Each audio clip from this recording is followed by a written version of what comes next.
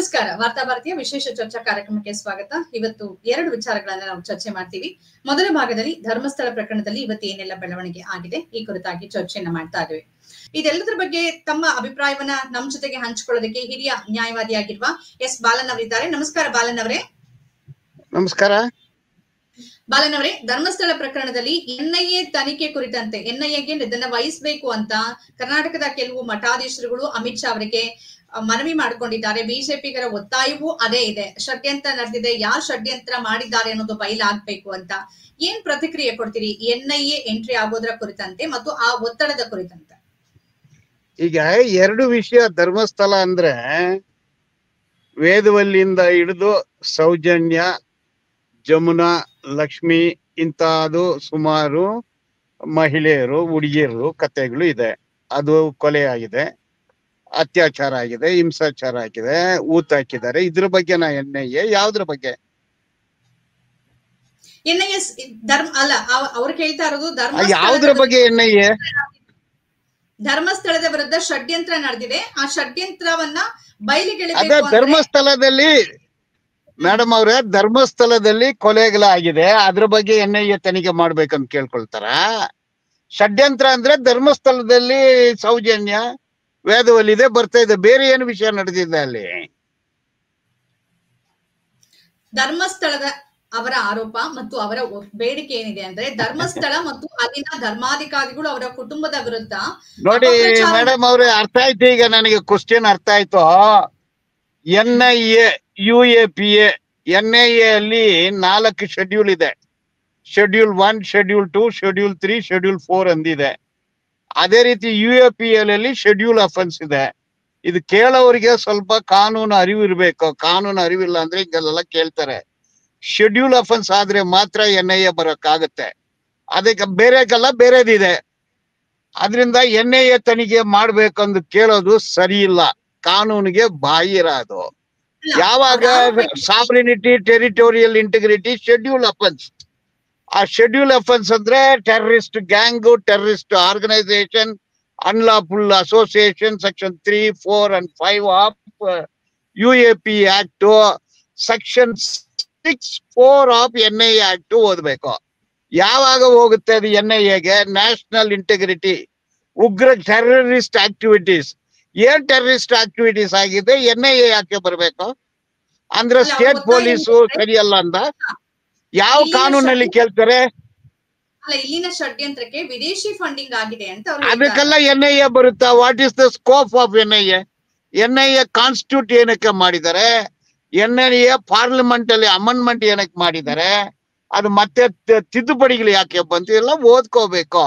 ಎನ್ಐಎಗೂ ಇದಕ್ಕೂ ಸಂಬಂಧನೇ ಇಲ್ಲ. ಎನ್ಐಎ ಕೇಳಕ್ ಬರೋದೇ ಇಲ್ಲ.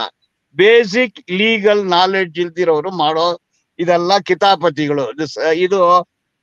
ಇದು ಏನು ಗೋಸಿಪ್ ಅಂತೀನಿ ನಾನು. There is no material scope. ಏನಿದೆ?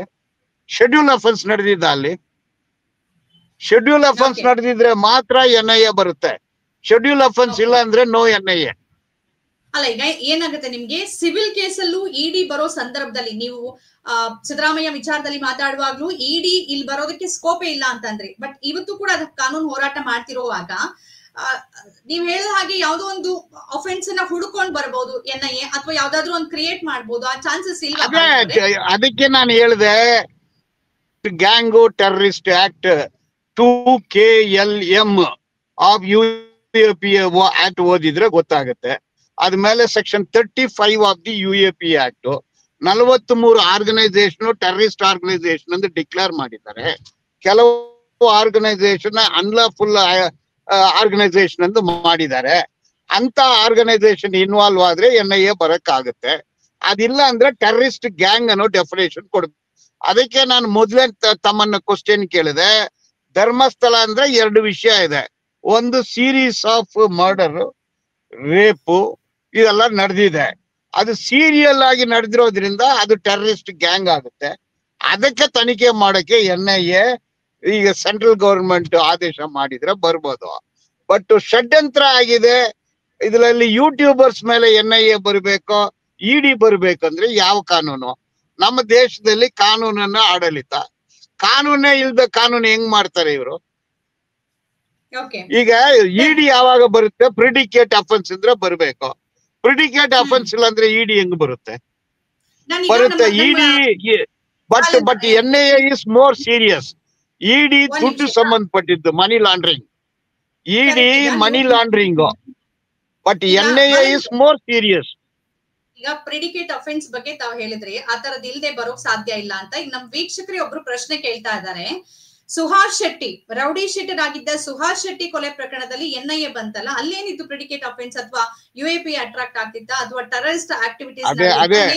ಅದೇ ಹೇಳಿದ್ದು, ಅವ್ರು ಹೇಳಿದ್ದು ಅದು ಟೆರರಿಸ್ಟ್ ಗ್ಯಾಂಗ್ ಎಂದು ಮಾಡಿದ್ದಾರೆ. ಅದು ಕರೆಕ್ಟ್ ತಪ್ಪು ಅನ್ನೋದು ಹೇಗೇನ್ ಲೀಗಲ್ ಇಶ್ಯೂ.